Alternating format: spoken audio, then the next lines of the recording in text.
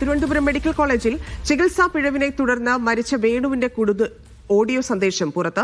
Medical college ആശുപത്രിയിൽ നിന്ന് വേണു ബന്ധുവിന് അയച്ച ഓഡിയോയാണ് പുറത്തുവന്നത്. തനിക്ക് എന്തെങ്കിലും സംഭവിച്ചാൽ ഉത്തരവാദിത്തം ആശുപത്രി ഏൽക്കുമോ എന്നും ആശ്രയം തേടി വരുന്ന സാധാരണക്കാരോട് ഇങ്ങനെ മര്യാദകേട് കാണിക്കാമോ എന്നും വേണു ചോദിക്കുന്നുണ്ട്. ഈ ആൻജിയോഗ്രാം ചെയ്ത് വിടത്തക്ക സംവിധാനത്തിന് വേണ്ടിയാണ് കൊല്ലത്തേക്ക് പോയത്. എന്നിട്ട് അവിടുന്ന് തിരുവനന്തപുരത്തേക്ക് റെഫർ ചെയ്തത്. അപ്പം തിരുവനന്തപുരത്ത് വന്ന് കിടന്നിട്ട് വെള്ളി, ശനി, ഞായർ, തിങ്കൾ, ചൊവ്വ, ഇന്ന് 5ാമത്തെ ദിവസം. എന്ത് നടന്നിട്ട് അത് ഒരു ആൻജിയോഗ്രാം ചെയ്യുന്നതിന് വേണ്ടിയിട്ടും ഒരു എക്കോ എടുക്കുന്നതിന് വേണ്ടിയിട്ടാണെന്ന് നടന്നിട്ട് ഈ 5 ദിവസം. ഈ ദിവസത്തിനുള്ളിൽ ഈ ശരീരത്തിന് എന്തെങ്കിലും ഒരു ആരോഗ്യവസ്ഥ, എന്തെങ്കിലും ഭക്ഷണത്തിനെ ഉണ്ടാക്കി ഭക്ഷണമായി കഴിഞ്ഞാൽ എന്താ ചെയ്യാൻ പറ്റുമോ?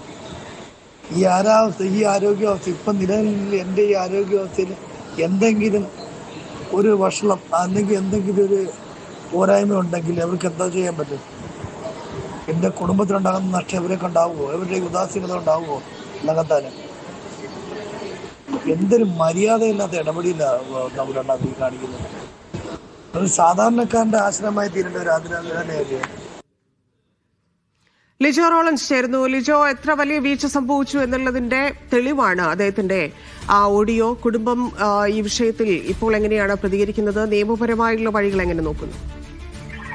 ധന്യ, തിരുവനന്തപുരം മെഡിക്കൽ കോളേജ് ആശുപത്രിയിൽ കൃത്യമായ ചികിത്സ ലഭിച്ചില്ല എന്ന കുടുംബത്തിന്റെ പരാതി ശരിവെക്കുന്ന കൂടുതൽ വേണുവിന്റെ ശബ്ദ സന്ദേശങ്ങളാണ് ഇപ്പോൾ പുറത്തു വന്നിരിക്കുന്നത്. അതായത് ചികിത്സയ്ക്ക് ഈ ദിവസങ്ങൾ കഴിഞ്ഞിട്ടും കൃത്യമായി എക്കോയോ അല്ലെങ്കിൽ ആൻജിയോഗ്രാമോ ചെയ്യാത്തത് കൊണ്ടാണ് ഇത്തരത്തിൽ സുഹൃത്തിന് തന്റെ അവസ്ഥ വിവരിച്ചുകൊണ്ട്, കാര്യം അത്രത്തോളം കഴിഞ്ഞ ദിവസം ഭാര്യ സിന്ധുവും പറയുന്നുണ്ടായിരുന്നു, അത്രത്തോളം വിഷമത്തിലാണ് പലർക്കും ശബ്ദ സന്ദേശങ്ങൾ അയച്ചത്.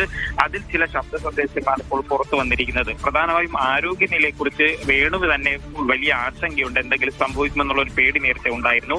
എന്തെങ്കിലും സംഭവിച്ചു കഴിഞ്ഞാൽ അതിന്റെ ഉത്തരവാദിത്വം തിരുവനന്തപുരം മെഡിക്കൽ കോളേജ് ആശുപത്രി ഏൽക്കുമോ എന്നുള്ളൊരു ചോദ്യം ചോദിച്ചിട്ടുണ്ട്. കുടുംബത്തിനുണ്ടാകുന്ന നഷ്ടം അവർക്കത് നികത്താനാകും. അതായത് തനിക്ക് എന്തെങ്കിലും സംഭവിക്കുമോ എന്നുള്ള ഒരു പേടി നേരത്തെ തന്നെ വേണുവിനുണ്ടായിരുന്നു എന്നുള്ളതാണ് ഇക്കാര്യത്തിൽ നിന്ന് മനസ്സിലാകുന്നത്.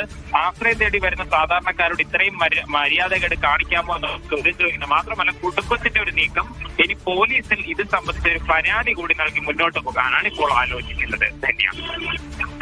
ശരി ലിജോ.